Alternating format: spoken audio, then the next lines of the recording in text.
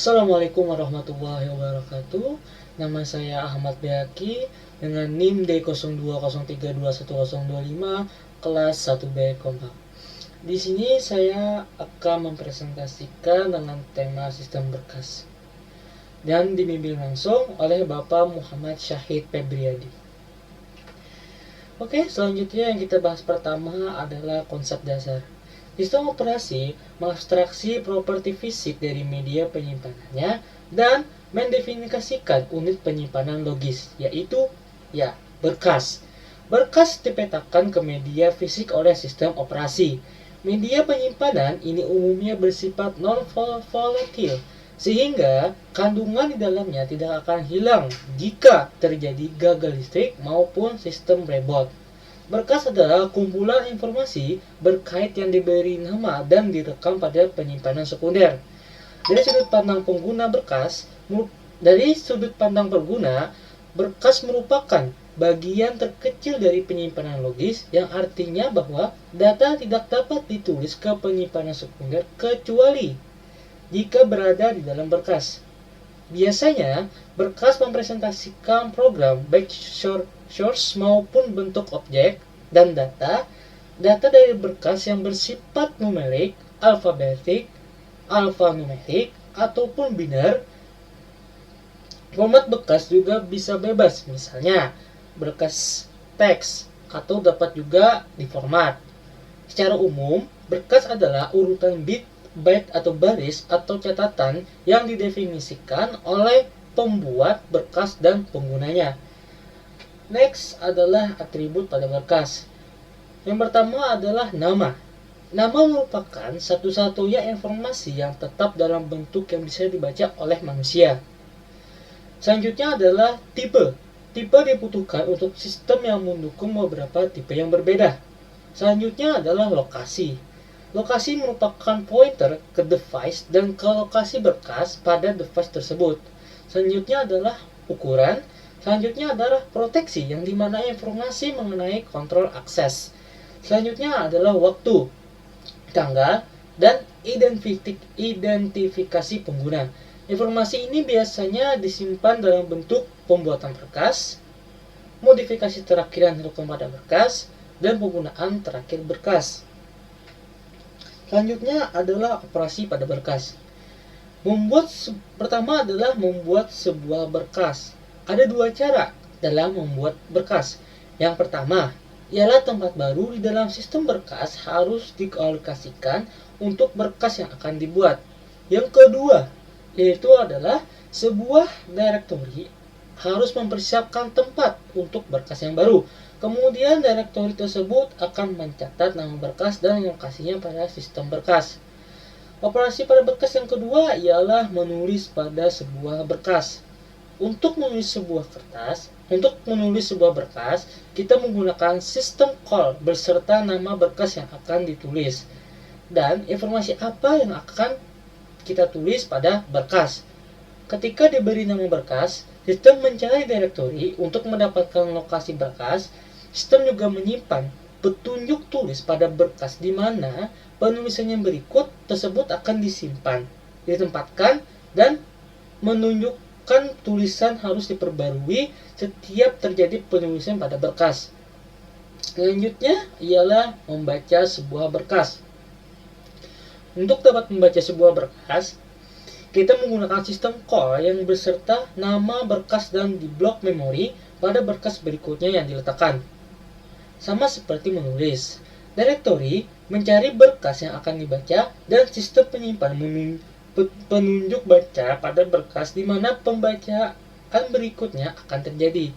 Ketika pembacaan dimulai, petunjuk baca harus memperbarui, sehingga secara umum suatu berkas ketika sedang dibaca atau ditulis, kebanyakan sistem hanya mempunyai satu petunjuk, yaitu baca dan tulis, yaitu menggunakan penunjuk yang sama. Hal ini menghemat tempat dan mengurangi kompleksitas sistem.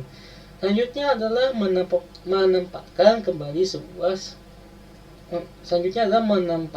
kembali sebuah berkas, yang dimana directory yang bertugas untuk mencari berkas yang bersesuaian dan mengembalikan lokasi berkas pada saat itu. Menempatkan berkas tidak perlu melibatkan proses I/O atau operasi yang sering disebut pencarian berkas. Selanjutnya adalah menghapus sebuah berkas. Untuk menghapus sebuah berkas, kita perlu mencari berkas tersebut di dalam direktori. Setelah ditemukan, kita membebaskan tempat yang dipakai berkas tersebut sehingga dapat digunakan oleh berkas lain dan menghapus tempatnya di direktori.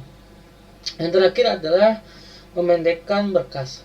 Nah, ada suatu keadaan di mana pengguna menginginkan atribut dari berkas tetap sama, tetapi ini menghapus isi dari berkas tersebut. Yang dimana fungsi ini mengizinkan semua atribut tetap sama, tetapi panjang berkas menjadi 0. Hal ini lebih baik daripada memaksakan pengguna untuk menghapus berkas dan membuatnya ulang kembali. Selanjutnya adalah jenis berkas. Nah, teknik yang umum digunakan dalam implementasi jenis berkas adalah menambahkan jenis berkas dalam nama berkas. Nama berkas dibagi jadi dua, yaitu ada nama dan akhiran atau ekstensi. Biasanya dipisahkan dengan karakter titik. Sistem penggunaan akhiran tersebut mengindikasikan jenis berkas dan jenis operasi yang dapat dilakukan pada berkas tersebut. Sebagai contoh, hanya berkas yang berakhiran byte, exe atau com yang bisa dijalankan atau dieksekusi oleh program aplikasi lain. Juga menggunakan akhiran tersebut untuk mengenal berkas yang dapat diaplikasikannya. Akhirnya, akhiran ini dapat ditimpa atau diganti jika diperbolehkan oleh sistem operasi.